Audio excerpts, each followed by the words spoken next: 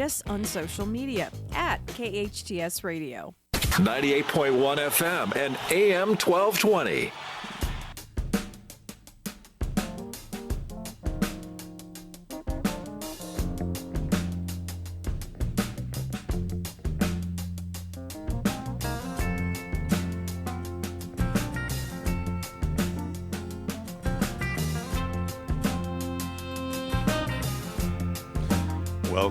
Welcome. This is Common Ground, and I'm Jason Downs. Welcome to a place where we can all agree on the important stuff.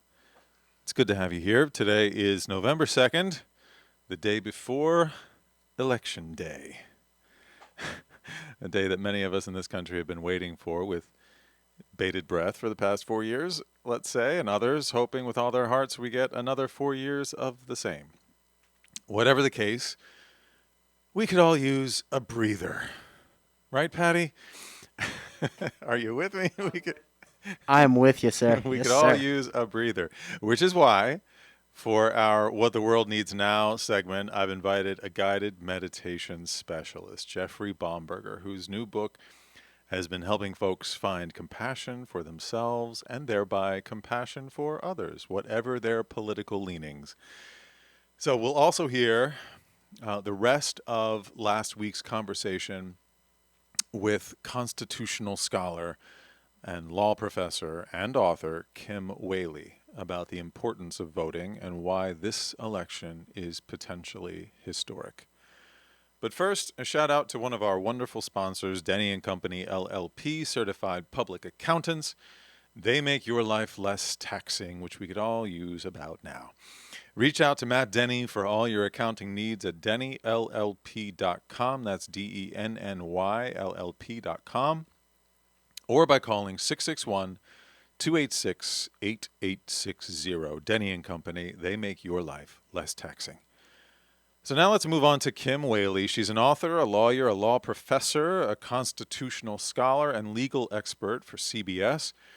And Face the Nation. She's appeared on CNN, BBC, NPR, Fox News, C-SPAN, and PBS.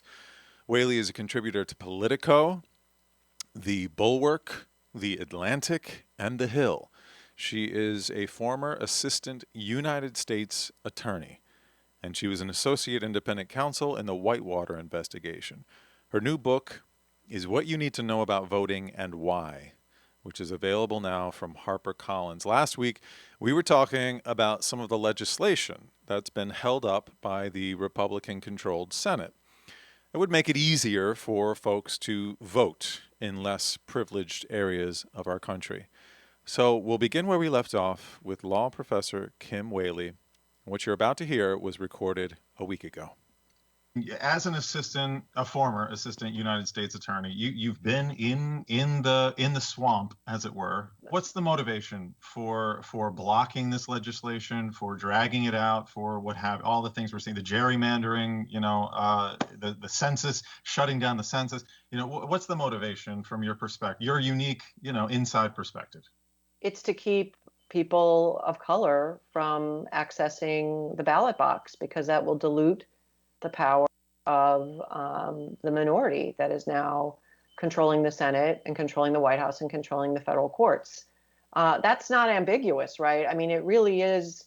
I was on a panel for 92nd Street Y in New York with Trevor Potter, former chair of the Federal Election Commission, longstanding Republican, John McCain's general counsel. And he said, listen, I never thought I'd say it as a lifelong Republican.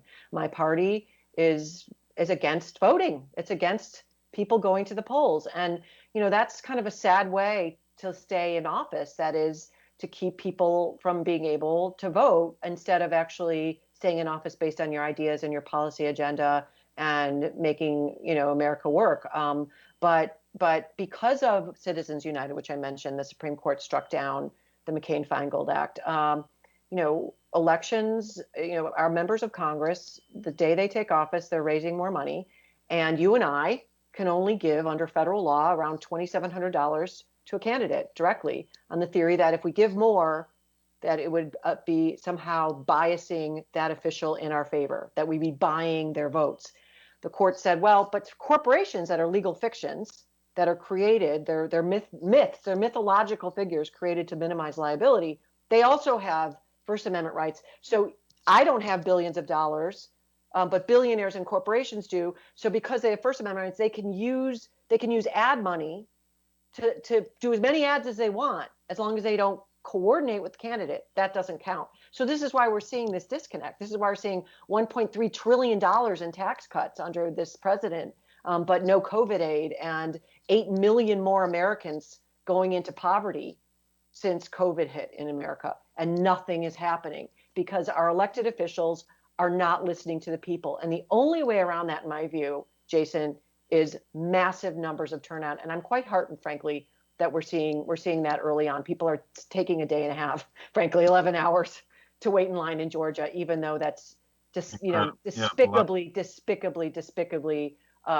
well, and we're seeing what happened in Texas, where they're trying to, cut, the number of places that they can drop a ballot. And as an attorney, did you think the whole thing with the postal service was as transparent as it seemed to me?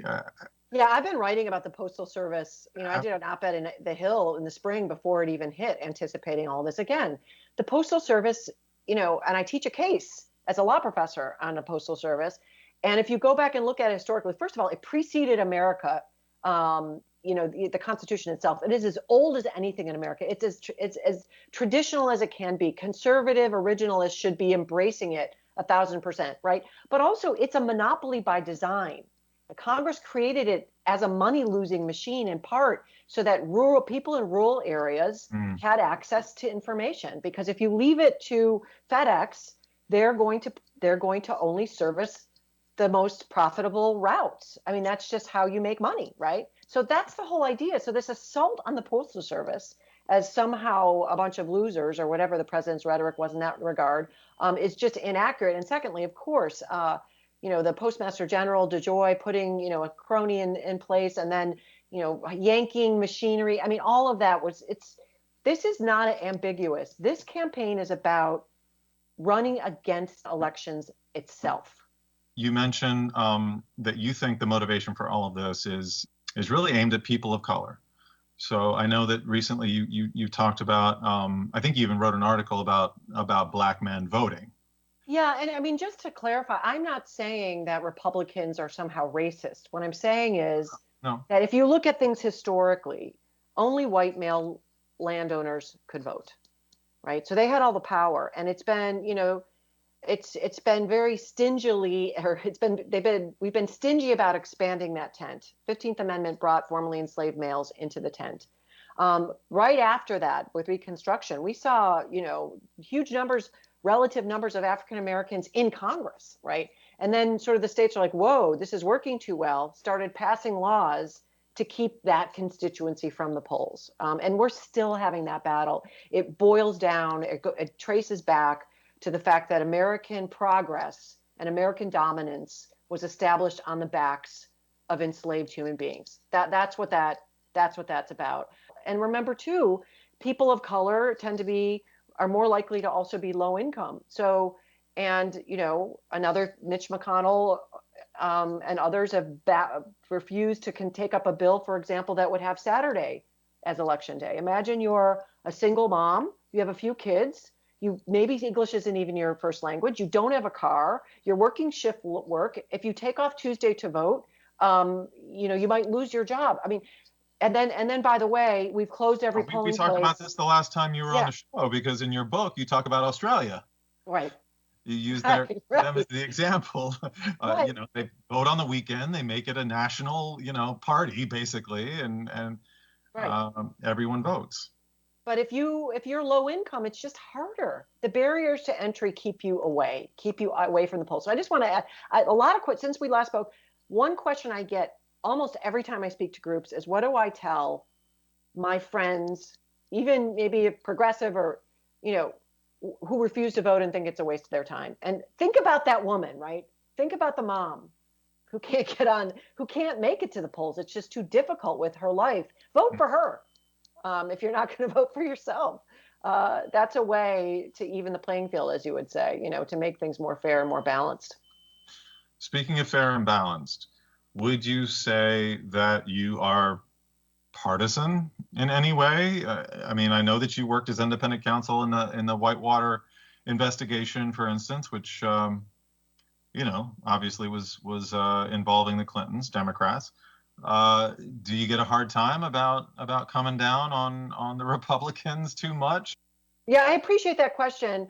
I tend to actually get people on both sides of the aisle. Like if I do have an appearance on Fox, people will get mad.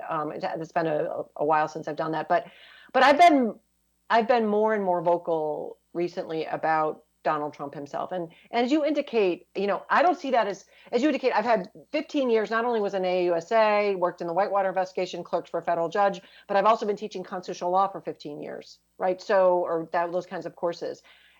Democracy itself is on the ballot. It is going to die if we get 4 more years of Donald Trump. I have 4 children. Two of them cannot vote. I feel it is my moral, ethical, spiritual obligation to speak truth in this moment, because I think to lose democracy is so devastating. I just did it this morning. I did a hit with a television team from the Netherlands, and they had fear in their eyes because they said, listen, we feel like our culture follows America. We follow your music. We follow your clothing styles. We follow your politics. Like the whole world is watching. The whole world is thinking, gosh, if American democracy goes, what's next for us? And I write for the Bulwark, all conservatives. Former Bill Kristol. He was chief White House chief. I think he was chief of staff for the first Bush.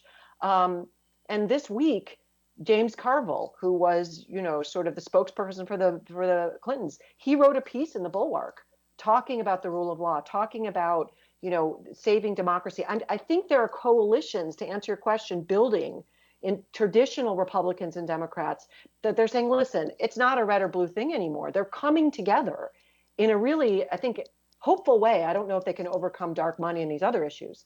But in my mind, I'm not a partisan. I really am pro-Constitution and I'm pro-education. So, you don't have to agree with me, but read the books, learn a few things about our Constitution, our democracy, and make the choice for yourself. I think that's empowering. Seems like people like you who know the law, who know politics, who really have the insight, agree, whether you're Republican, Democrat, or independent, agree that things need to be fixed. There are things that need to be worked on. There are things that need to be improved. There are things that need to be changed. However, it does seem like the people in your circle also agree that the course we are on does not lead to a bright future for our democracy. Right. This is just a matter of common sense. Rules are only there so much as they're either respected based on your own value system or they're enforced, right? So some people follow the speed limit religiously, because they just are careful drivers and that's their comfort level. Others will go 50 in a 35 so long as they know they're never going to get a ticket. It's the ticket that makes them slow down. There are no speeding tickets for President Trump. We have a Congress that is literally broken. It's not functioning. Our three-branch system, one of the three, imagine it's a stool with 3 legs. One leg is knocked out. I think one of the problems is that we just assume we'll wake up and America's democracy is our birthright and it'll just going to all work out. No. Democracies die. We are not somehow carved out as entitled to these freedoms. And the darkness is pretty dark. And I don't want to scare people, but on the other hand, I do want to scare people because this is do or die. This is use or lose.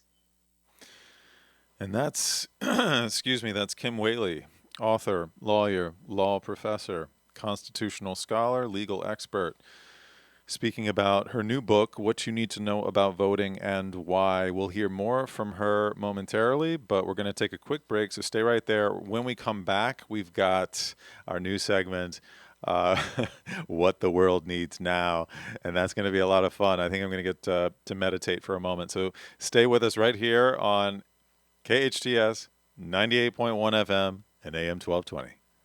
Sweet, salty, tastiest, bacon and pancakiest. Big yawns are okay, yummy syrups, yes way. Butter pecan, blueberry, old-fashioned strawberry. Never empty coffee pot. Mom says it hits the spot. Almonds are the fluffiest, Dad's hugs the scruffiest. Scrambled eggy, pepper shaky, orange juicy, wide awake, stuffed French toastiest. Waffles with the mustiest, buttermilky, smooth, silky, tastes great. Love on a plate.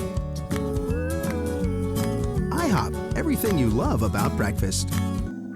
No words can describe the power of belonging to a group of close friends or being part of a family. Insight Treatment Center was founded more than 20 years ago to give teenagers a community of friends and family as they overcome issues like depression, anxiety, and trauma. The new Santa Clarita location is a COVID-secure environment where distance and good airflow are a priority. As a leader in providing intensive outpatient treatment to teenagers, Insight Treatment Center in Santa Clarita is here to help. Call 888-295-9995 or go online to insighttreatment.com.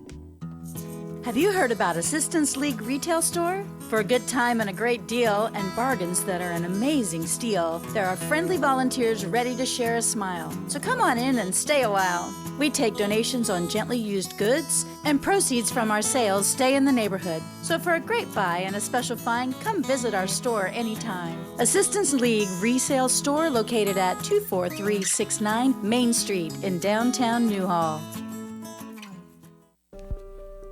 Friends, this is Congressman Mike Garcia. Our country and our state are at a crossroads. We must prevent our country from turning into what California has become, and we need to stop Sacramento policies from reaching Washington. We can return our nation to that shining city on the hill, the nation that my father and grandfather immigrated to in pursuit of the American dream, the American dream that I defended as a Navy combat fighter pilot. We need to lower taxes, repeal AB 5, which is costing hundreds of thousands of jobs, and pass term limits to get rid of career politicians. Career politicians, they run from the fight. As a fighter pilot, I flew toward it. I'm Mike Garcia, and I approve this message because my service did not end when I stepped out of the cockpit for the last time. I'd be honored to have your vote. I'm Mike Garcia, candidate for Congress, and I approve this message. It's like no other station I've ever listened to. It's great. Your hometown station.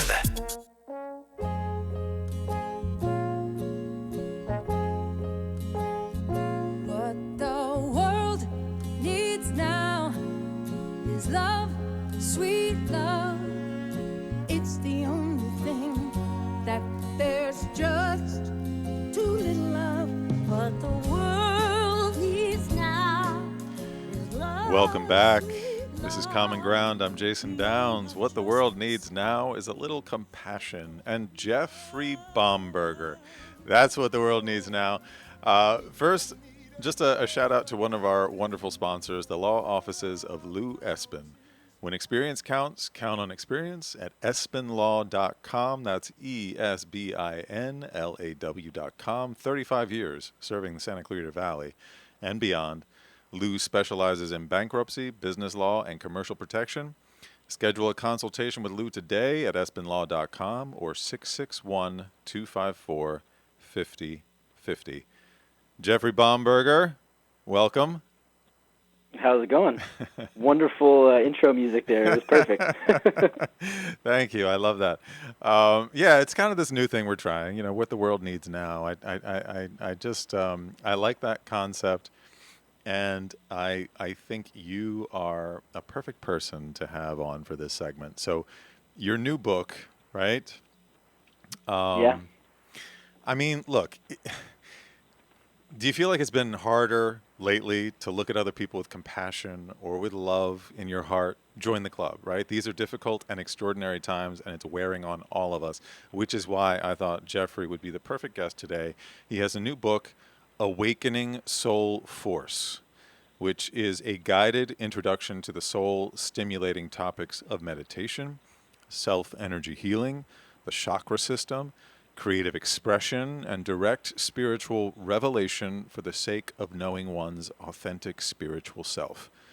Offering a mix of personal stories, practical exercises, and reflective practices, Awakening Soul Force encourages us to take a methodical and enlightening journey inward to awaken the power in each of us.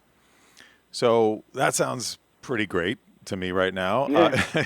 You've said your path to writing this book has been a gateway to accepting your own humanity, right? That compassion for yourself leads to seeing other people with loving eyes, no matter what their beliefs or positions are.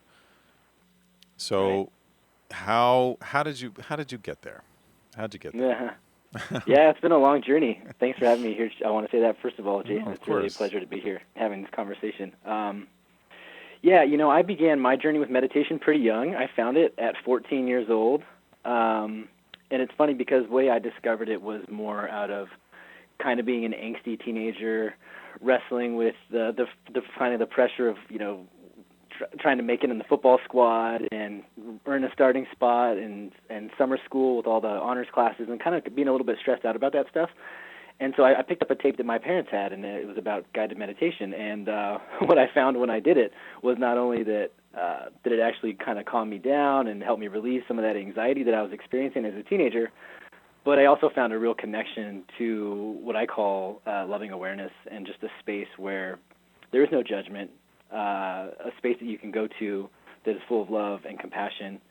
And that was my gateway into what has now been a 20-year journey with meditation. So, well, I mean, it's easy to say in words, in conversation, to have compassion for yourself, right? It's much harder to do for a lot of us in this society. Sometimes it's much easier for us to have compassion for other people, even much more so than ourselves. So what is Soul Force? Let's start there. What is this Soul Force, and how do we awaken it? Yeah, so Soul Force is actually a term that I'm borrowing from actually Gandhi, and it's a term that Dr. King later used in the civil rights movement. He talked about. So you're in good company. Mm-hmm. Well, they're inspirations. They're visionaries, and these are people that I feel like that really, their beliefs were actually very much inspired. Obviously, Dr. Martin Luther King was a reverend. And he was inspired by the life and teachings of Jesus Christ. And Gandhi also accredited his philosophy of nonviolence and the power of Soul Force, which translates essentially into clinging to truth, and it was later used as to describe what love in action looks like.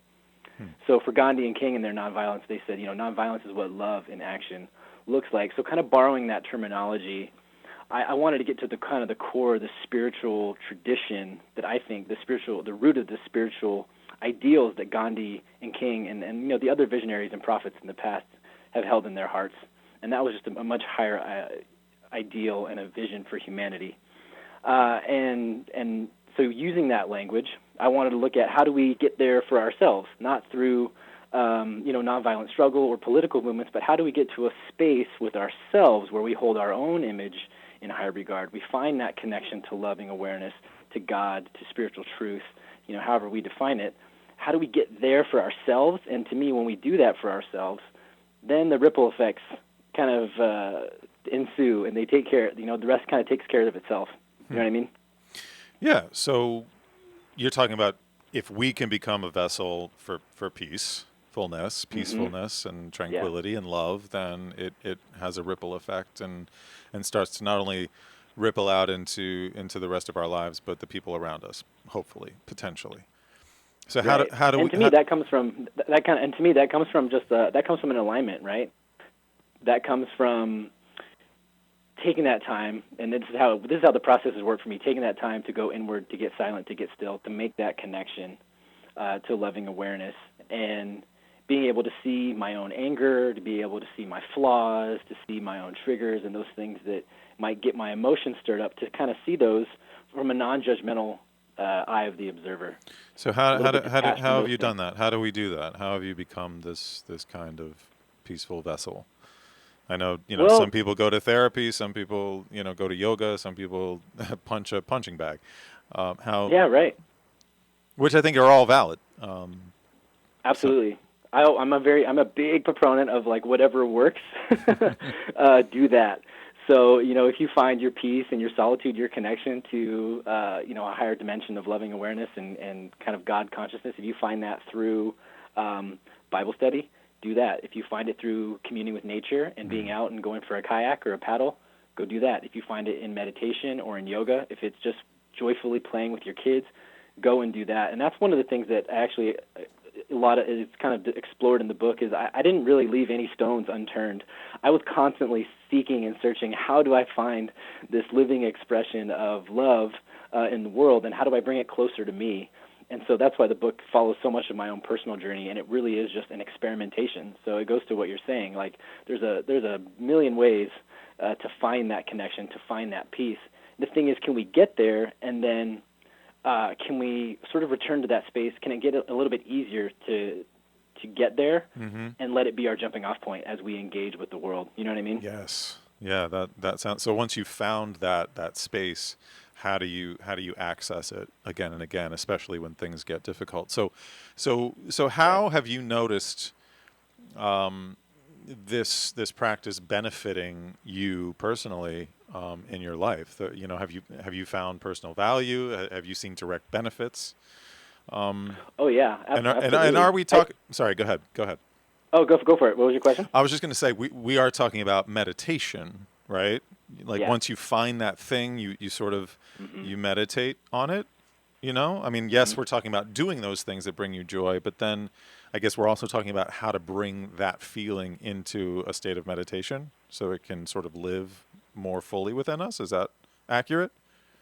Yeah, I mean, the way I see it is, to me, there's all these different gateways to where we can kind of touch it and get a taste for it. We're like, it's like, I don't know if you played sports, but if you have a good batting coach and you're having trouble putting the bat to the ball, and someone gives you that one little tip that all of a sudden it clicks, it's like, ooh, I found it. Yes. I feel like that's some of these explorations can be like, oh, I found that moment of peace. I found that joy, and it gives us like a point of reference, right? We know what it feels like to kind of get lost in this space of being kind of fully immersed in the moment, really absorbed in a state of non-judgment.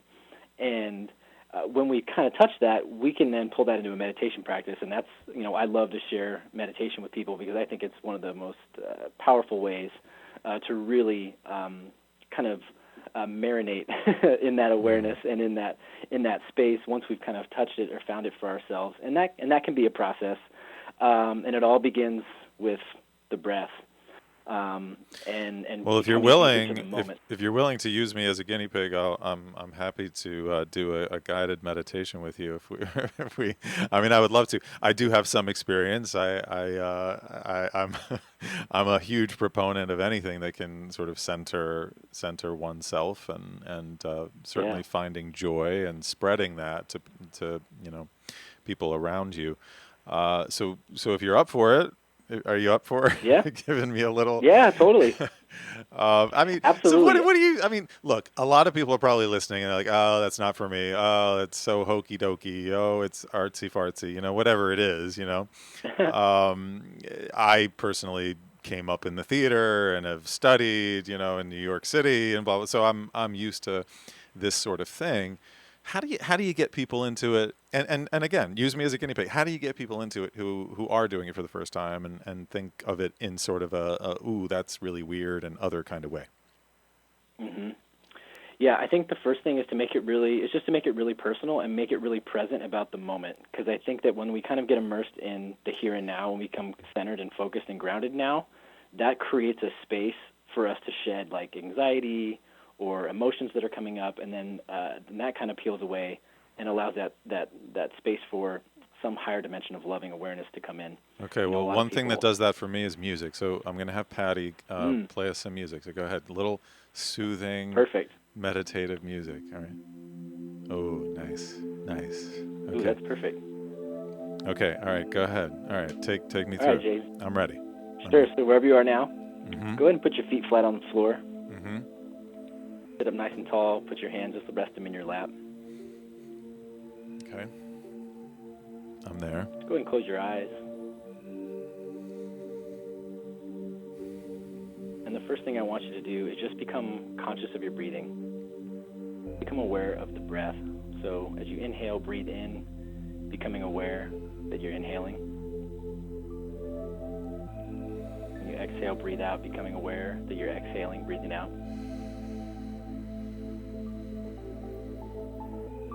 Just keep your attention and your awareness focused on the rise and the fall of your chest as you become more and more conscious of your breathing.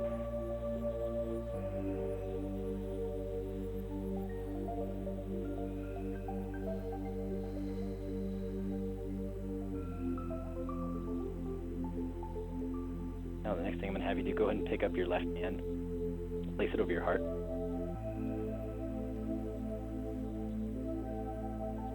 I want you to see if you can find your heartbeat now. And count silently to yourself as you're breathing and beats of your heart.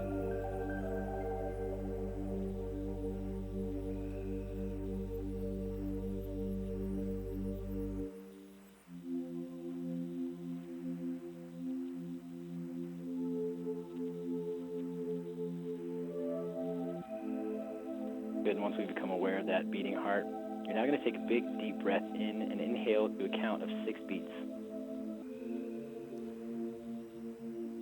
Hold your breath at the top for a count of 3 beats. Exhale, release to a count of 6 beats. Hold that breath for 3 counts. Now repeat this cycle more time. Big deep breath in to a count of 6 beats. Hold for a count of 3 at the top. Exhale, release to a count of 6.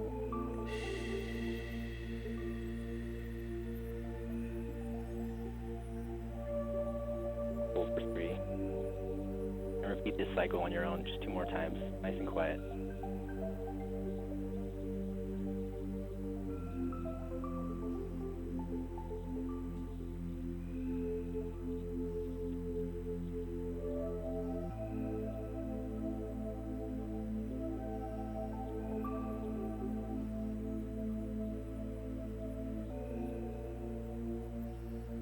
One more big deep breath in, filling yourself up with air, filling up yourself with light.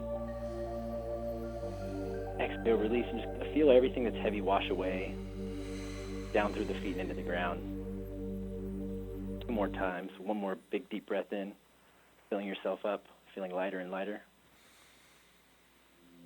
Exhale and release, just releasing any anxieties, any tension, anything that's heavy, just letting it kind of wash off the body down through the feet, into the ground. And one more time, big deep breath in. Exhale, release.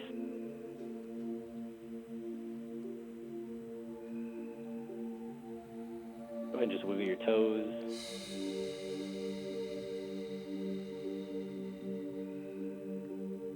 Wiggle your fingers. Become aware of your body again. Connected to the here and now. Give thanks for this opportunity to connect. Give thanks for this opportunity to be alive and breathing. Yes. Nice. Yes. Yes. Not bad, right? It's only a couple minutes.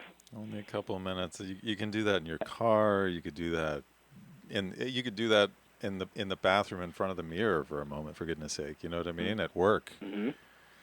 Yeah. Oh, how do you feel? I feel great. I feel good.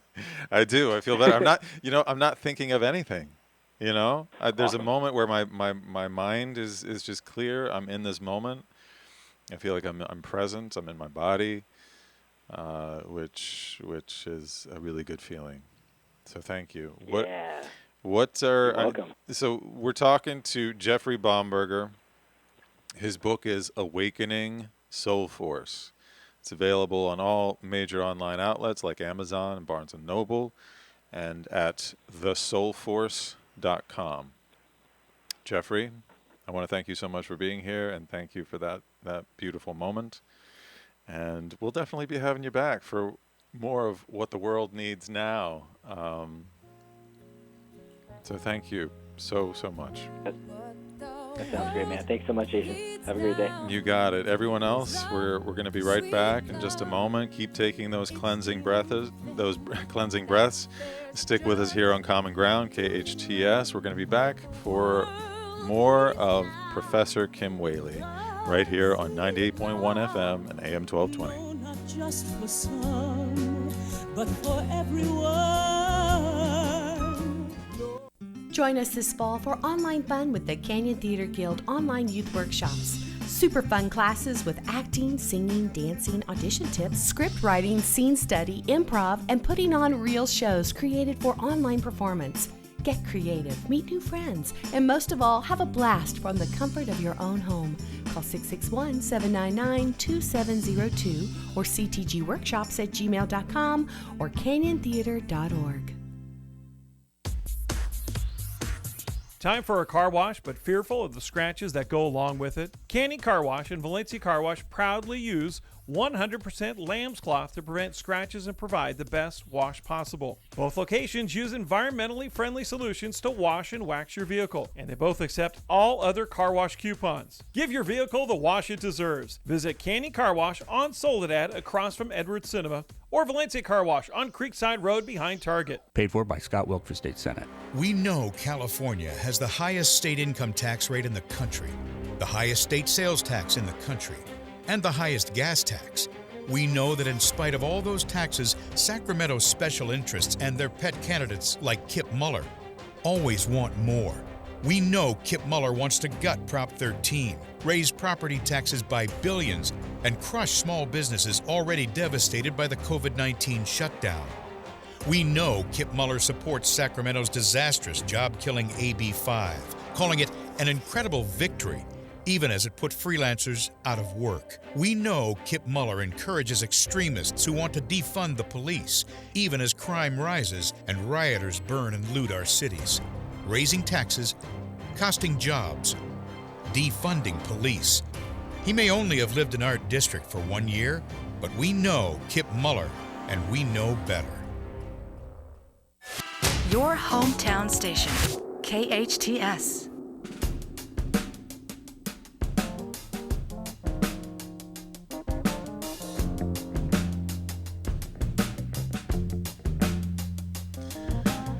Welcome back. This is Common Ground. I'm Jason Downs.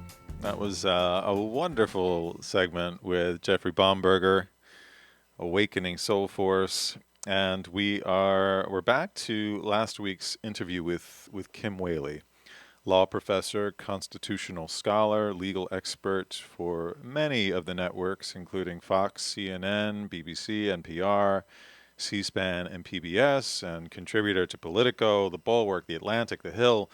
Former Assistant United States Attorney Kim Wehle. Let's get back to the interview. This was recorded last week. I want to go back and get to this question of politics, right? So the traditional Republican, first of all, let's remember a little history lesson.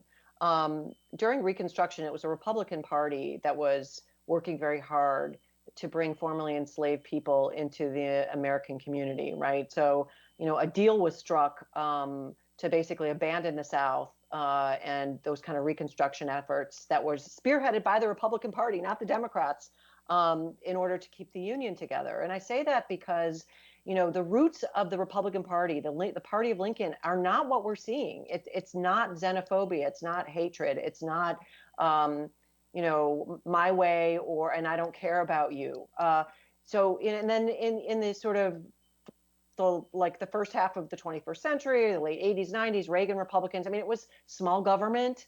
It was free trade, which now I think we're seeing some backlash from that. There were some economic trickle-down policy sort of concepts that haven't worked. But these were still policy debates, right? And so the idea is, okay, so we have a certain set of facts that's climate change. Even Amy Coney Barrett hedged on whether that's real, that climate change is human-made. Of course it is. We have a certain set of facts about climate change. We can disagree about whether we care enough about it to do anything. And if we do, we can disagree about how far we should go to address it. We are now, though, disagreeing about whether it even exists. Yes. And think about this pandemic as well. Yes. We are literally seem to be having a debate in this country, and it's kind of an undercurrent as to whether human life is a value that government should step in and address. I don't even think it's an undercurrent. I think we are seeing it play out in real time every day. That there are people who believe this is basically a hoax, or at the very least, just an overstate. It's being overdone. It's all over. And my masking, my right to not wear a mask, exactly. supersedes everything, which of course, we buckle our seatbelts. I mean, we do all kinds of stuff for the public good, and we still are seeing body bags and body bags and body bags. 70,000 new cases on Friday. I mean, just the fact that some of us have to shout from the rooftops and say it does matter that people are dying in a preventable way, and it's not just that they're dead, but that their families are destroyed. There are generations of implications. A father or a mother who brings home who's an income earner, those kids now could be thrown into poverty. I told you 8 million people are now in poverty that weren't before. I mean, the implications of this. And that we could have been starting to build back the economy right now, right, heading into another surge. And that's policy. And the traditional Republican Party would have that debate. They're not all terrible boogeyman or whatever. I mean, this is why I'm saying this is not political. So you ask, am I being partisan? I don't think so. But I have a very strong value system. I mean, I care about humanity. I care about ethics. Yep. I care about integrity. I do think it matters to stop widespread sickness, suffering, and death in America. I just think that is important. But this is what's so difficult. I mean, I don't care who's in the White House, frankly. Democrat, Republican, Independent, Green Party. Let's have that debate. We're not even close to that anymore. We're not doing that anymore. I believe that it's made it possible, even for where we find ourselves right now, the fact that information has splintered, and we're no longer all getting that same unbiased information. And so we're seeing people who, as you just described, are earnest and do care about other people and care about their families. And you know what I mean? If you ask them, they would all agree. Yes, of course, I'm the same as Kim Wehle in that regard. You know what I mean? Except they're applying that sincere, strength and earnestness. Is earnesty a word? To something that isn't steeped in factual information. Well, a few things. One is that it's straight out of the playbook of dictators to give false information and to breed violence. I mean, so unfortunately, people in that category that are listening to that are being duped. I mean, if it's you're being duped. You are, and that this is an old trick in the book, and it's not good for anybody or their families. Number two is that. By the way, and I'll say they would say you're being duped. That we've drank the Kool-Aid. They would say the same exact thing. I mean, that's my number two. There was someone who came to do a show for a local public television station this week. He was in his 20s. He comes from a small town in Ohio, and never met a person of color until maybe college. Family steady diet of Fox News. Loving mother, loving brother. He moves to Washington, and his head was just exploded to hear different points of view. And he's like, listen, my family are good people. But if that's all you're hearing, that's all you're understanding, you can't blame them for being misinformed. I'm just trying to say that it is bad information, and it's garbage in, garbage out. And the third piece is what you mentioned, which is, we all are human beings. So I'd like to see a coalition of common sense. And actually, that's my next book. I'm working on a third book with HarperCollins called Common Sense, How to Make a Lawyer's Guide to Making Hard Decisions in Life, or something like that. I'm not exactly sure what the final title will be. But the idea is there's all this research on decision making, right? So if you go to a movie theater and your first choice is sold out when you get to the ticket counter, you might pick number two based on your prior experiences and biases. You might say, listen, anything with Meryl Streep is great. Or, I really like action films. I'm going to do that. And that's probably a pretty good decision. But that's not how to make a decision around who to vote for in the midst of a pandemic, or who to vote for when it comes to saving the planet, when our children are going to have food and water source shortages. I mean, it's going to happen. That is not I'm on Team Red, I'm on Team Trump.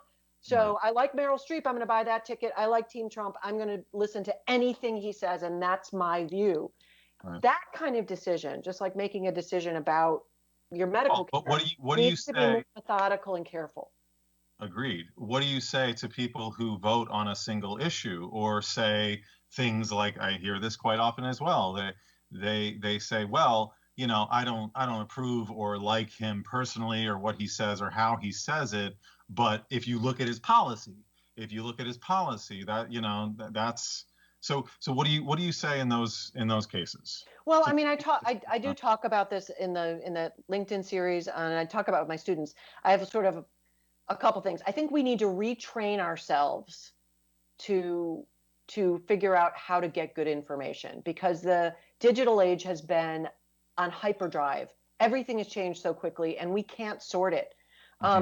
So number one is identify, good, solid sources of information, outlets that self-police and discipline themselves for accuracy, right? So look to see, do they double check their sources? Do they apologize if they make errors, right? Do they have really legitimate people that are respected, give opinion? That's number one. Number two is, before you draw an opinion on something, read a few op-eds. I've done this with my students, and it was mind-blowing for them. Each topic, I did a class called Democracy at Risk. For each topic, some of these hot button topics, I made them read 2 or 3 op-eds. So they came in before they formulated their own opinion. They had gotten various viewpoints. Sure. Number 3 is go to original sources. That's one of the beauties of digital age. You can pull up the original indictment. And the last piece I would just say is just, be curious about things and not just jump to conclusions and defend your conclusion. And I also think, on the other end of the political spectrum, we have to be much more tolerant of people using terminology that might trigger or be offensive to some. We have to be much, much more tolerant of people making legitimate, well-meaning mistakes, but mistakes nonetheless. We have to be much more tolerant of people from different backgrounds that just don't share your point of view. Maybe they can come there, but they need to be gently, held until they might, maybe they'll change their view. But this demonizing, shutting down conversations because people aren't using the right language, I think that is as toxic as some of the things that are happening on the other end of the political spectrum. Because even if you like Donald Trump, trashing the separation of powers and creating unlimited power in the White House will mean someday there's maybe somebody you don't like.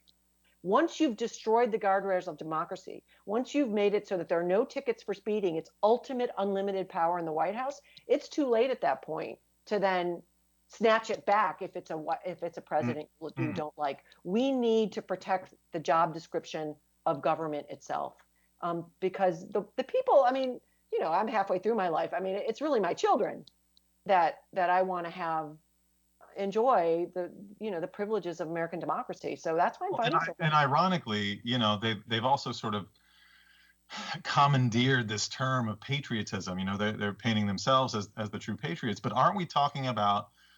You're also a constitutional scholar. Right. Aren't we really talking about the ultimate ideals of America and what we want America to be and what democracy truly is? Absolutely. It's we the people, not we the Republicans or we the Democrats. But only a third of Americans can even name the 3 branches, executive, judicial, and legislative. So I think part of when people say patriotism, they don't understand. Only 6 states in the country require civic education as a high school diploma.